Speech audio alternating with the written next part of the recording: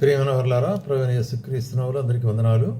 మరి ఈ దినం కూడా మన యొక్క బైబిల్ వాక్య పఠనము సామెతల గ్రంథము 22వ అధ్యాయం మొదటి వచనం చదువుతానండి. సామెతల గ్రంథము 22వ అధ్యాయం మొదటి వచనం. గొప్ప ఐశ్వర్యము కంటే మంచి పేరును, వెండి బంగారముల కంటే దయను కోరదగినవి. ఇక్కడ సామెతలు రాసినటువంటి సొలొమోను రాజు చెప్తుంటున్నాడు, గొప్ప ఐశ్వర్యం కంటే మంచి పేరు కదా. ఐశ్వర్యముకు అంటే అధికముగా పేరు అనేటువంటిది. ఒక పేరు ఒకరికి వచ్చిందంటే అర్థం ఏంటి? వాళ్ళు ఏదైనా కూడా ఒక ప్రత్యేకమైన హానెస్ట్ అంటే యథార్థత కలిగిన వారుగా ఉంటారు అని అర్థం. కాబట్టి యథార్థత అని కూడా చెప్పచ్చు. మంచి పేరు అనే దానికి, యథార్థత అనే దానికి కూడా మనం చెప్పచ్చు అనమాట. కాబట్టి ఇక్కడ ఐశ్వర్యం ఎట్లాగైనా సంపాదిస్తారు, ఏదో రకంగా ఏ మార్గంగానైనా సంపాదించడానికి వీలుంది. మంచి పేరు సంపాదించే అంత సులభం కాదు. కాబట్టే అది వెండి బంగారుల కంటే శ్రేష్టం అంటాడు. అదే సొలొమోను ప్రసంగిలో రాస్తూ 7వ అధ్యాయంలో సుగంధ తైలము కంటే మంచి పేరు మేలు. ఇప్పుడు సుగంధ తైలము మంచి సువాసనలు ఇచ్చేదిగా ఉంటుంది అనేకులకు. అట్లాగే మంచి పేరు అనేటువంటిది అనేకుల ద్వారా ప్రశంసించబడేదిగా ఉంటుంది అనేటువంటి కార్యం. ఇప్పుడు ఈ రెండు భాగాల్లో మనం గమనించినట్లయితే మంచి పేరు అనేటువంటిది శ్రేష్టమైనది, బంగారు కంటే శ్రేష్టమైనది. రెండవదిగా మంచి సుగంధ తైలము కంటే శ్రేష్టమైనది. కాబట్టి మనము దేవుని వాక్యంలో కొంతమంది వ్యక్తులు ఇట్లా మంచి పేరు పొందినటువంటి వ్యక్తులను మనం విశేషంగా నూతన నిబంధనలో మనం చూస్తాం. అపోస్తల కార్యములు 6వ అధ్యాయంలో మనం గమనించినట్లయితే, అపోస్తల కార్యములు 6వ అధ్యాయంలో ఇక్కడ ఏం చూస్తున్నాం? ఇది 3వ వచనం. కాబట్టి సహోదరులారా, ఆత్మతోనూ జ్ఞానంతో నిండుకుని మంచి పేరు పొందిన 7 మనుషులను మీలో ఏర్పరచుకునండి. ఇక్కడ ఏం జరుగుతుంది? ఆ దినాల్లో శిష్యులు విస్తరింపగా వారి మధ్యలో తమ విధవరాలను చిన్నచూపు చూసినని హెబ్రీయులు, గ్రీకు భాష మాట్లాడేవారికి కొంచెం విభేదాలు వచ్చినాయి. కాబట్టి అక్కడ ఆ యొక్క సమాజంలో, సంఘంలో విభేదాలు వచ్చినప్పుడు అపోస్తలులు ఏం చేస్తున్నారంటే, 12 మంది అపోస్తలులు మనం ఇట్లా చేస్తే కుదరదు, దీన్ని ఎట్లా సాల్వ్ చేయాలంటే ఒక 7 మందిని, మంచి పేరు పొందినట్టు 7 మందిని మనం ఏర్పరచుకొని వారిని అభిషేకించి ఈ పనికి అప్పగిస్తాం. స్వార్థ పని మిగతా పాలనతో మనం చూసుకుందామని. కాబట్టి ఇక్కడ ఆలోచన ఏంటంటే, సంఘములో మంచి పేరు పొందిన వారు పరిచర్య చేస్తే అది ఆశీర్వాదకరంగా ఉంటుంది. కాబట్టి మన యొక్క వ్యక్తిగతమైన జీవితం మన యొక్క యథార్థతను గురించి కూడా చూడవలసి అనుకుంటున్నాం. అందుకొరకే ఇక్కడ సంఘానికి ఎవరిని పెడుతున్నారు? మంచి పేరు పొందిన 7 మనుషులను సపరేట్ చేస్తాం ఆ యొక్క సంఘంలో పరిచర్య కొరకే. అట్లాగే అపోస్తల కార్యములు 10వ అధ్యాయంలో ఇక్కడ ఒక మనిషిని గురించి మనం చూస్తున్నాం. అపోస్తల కార్యములు 10వ అధ్యాయంలో మనం గమనించినట్లయితే 22వ వచనంలో రైట్. అందుకు వారు, నీతిమంతుడును దేవునికి భయపడువాడును యూదా జనులందరి వలన మంచి పేరు పొందినవాడైన శతాధిపతియగు కొర్నేలి అని ఒక మనుషుడున్నాడు. కాబట్టి యూదులందరిలో మంచి పేరు పొందినట్టు వాడు, అంత మాత్రం కాకుండా ఎట్లా మంచి పేరు పొందినాడు అంటే అతడు నీతివంతుడు, దేవునికి భయపడేవాడు కొంటున్నాడు. అట్లాగే యూదాజనం, ఇతడు అన్యుడైనప్పటికి కూడా యూదాజనం కూడా అతన్ని మెచ్చుకునేట్లుగా చూస్తున్నాం ఇక్కడ కదా. కాబట్టి అక్కడ ఆ మనుషుల గురించి ఇక్కడ చెప్పేటప్పుడు, ఈ కొర్నేలి నిన్ను తన ఇంటికి పిలువనించి నువ్వు చెప్పు మాటలు వినవల్లని ఉంటున్నాడు అనేటువంటి కార్యం. కాబట్టి కొర్నేలి గురించి, కొర్నేలి ఎటువంటి వాడు? భక్తిపరుడు అంటున్నాడు. భక్తిపరుడు కదా. చూసినట్లయితే మనం 10వ అధ్యాయంలో తన ఇంటి వారందరితో కూడా దేవునందు భయభక్తులు గలవాడు. కాబట్టి మంచి పేరు అతనికి ఎట్లాగ వచ్చిందంటే, మంచివాడు, యథార్థపరుడు, భయభక్తులు కలిగినవాడు, దేవునికి భయపడేవాడు అనేటువంటి. అట్లాగే మనం చూస్తుంటున్నాము 16వ అధ్యాయంలో ఇక్కడ గమనించినట్లయితే 1వ వచనం. పౌలు దెర్బేకును లుస్త్రకును అక్కడ తిమోతిను వచ్చును. అక్కడ తిమోతిని ఒక శిష్యుడు ఉండెను. తిమోతిని గురించి ఇక్కడ చెప్పబడుతున్నది. ఏమంటున్నాడు ఇక్కడ?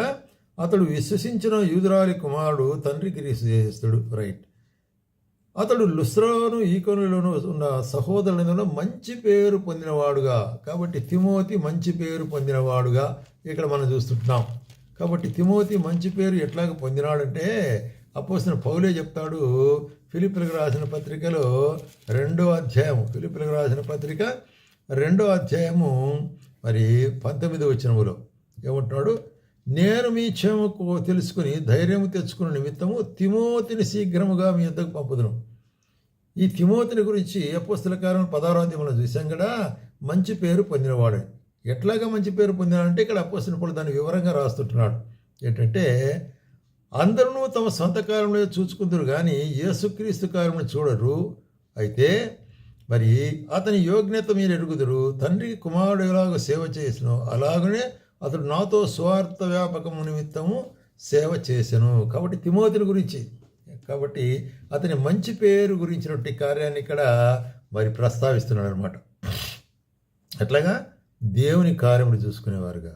అందరూ తమ సొంత కార్యాలు చూసుకుంటున్నారు. తమ సొంత కార్యములు అయిపోయిన తర్వాత మరి చూస్తే టైం ఉంటే దేవుని కార్యం. అట్లా కాదు, తిమోతి దేవుని కార్యాలకు ప్రాధాన్యం ఇస్తూ దేవుని పరిచయం చేసేటువంటి పౌలుకు పరిచయం చేస్తూ ఎంతో మరి ఇక్కడ మరి చూసినట్లయితే ఒబీడియంట్ విధేయుడిగా ఉన్నాడు అని తిమోతిని గురించి చెప్తున్నాడు. అట్లాగే 22వ అధ్యాయంలో అదే అపోస్తల కార్యములు 22వ అధ్యాయంలో మనం గమనించినట్లయితే ఇక్కడ ఇంకొక మనిషి గురించి చెప్తున్నాడు.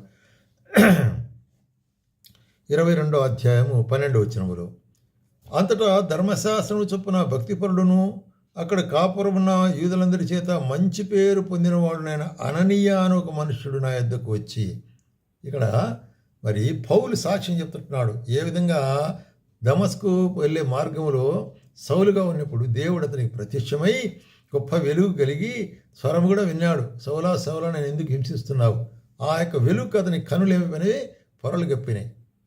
అతను వెతుక్కుంటూ దమస్కు లేకపోతే ఇక్కడ దేవుడు ఒక మనిషిని ఏర్పరిచినాడు. ఈ మనిషిని గురించి సాక్ష్యం ఏంటి? ఇక్కడ మంచి పేరు పొందినవాడు, యూదులందరి చేత మంచి పేరు. కాబట్టి ప్రేమైన సోదరి, ఒక మంచి పేరు పొందాలంటే ఏదో డబ్బులు సంపాదించినట్టు లేక ఐశ్వర్యం సంపాదించక అటువంటి విధమైన ఈజీ కాదు అది.